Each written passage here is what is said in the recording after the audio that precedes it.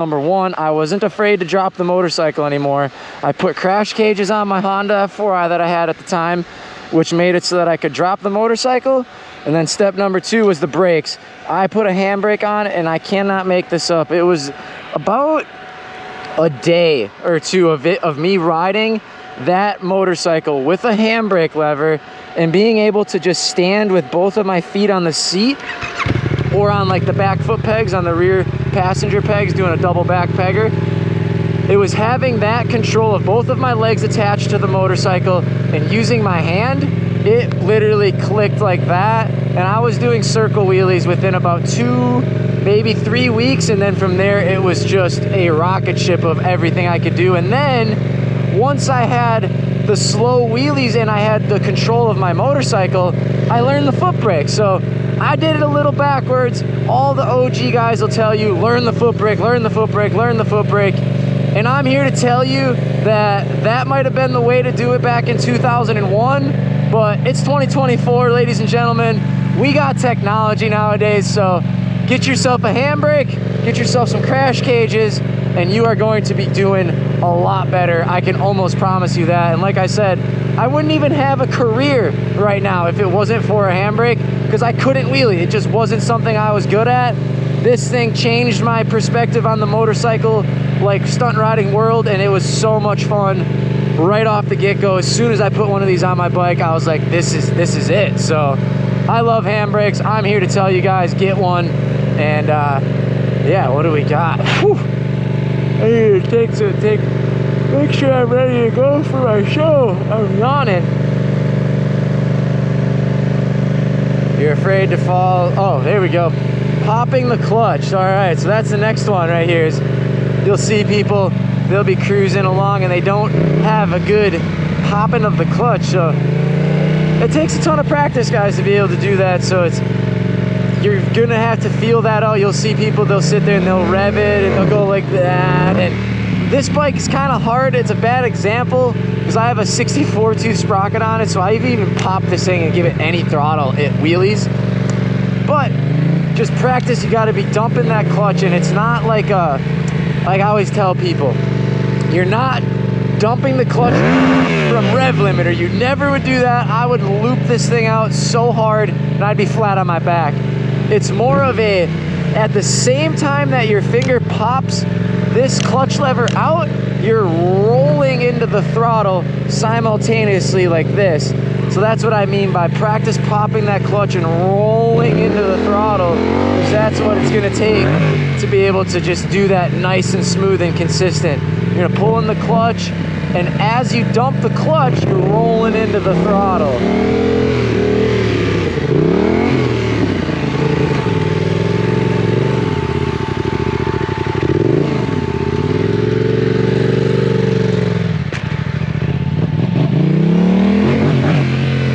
Is what I mean when I say popping the clutch. So don't be doing this. Don't be holding it at like a steady RPM and trying to like slip the clutch like that. That's gonna lead to disaster down the road, ladies and gentlemen. So practice just popping that clutch, rolling into the throttle. And that's reason number 4 on why you can't wheelie, is you don't have good clutch control. So practice that clutch control. And yeah, what do we got here next? The last thing, what did I have on the list? Oh, the balance point.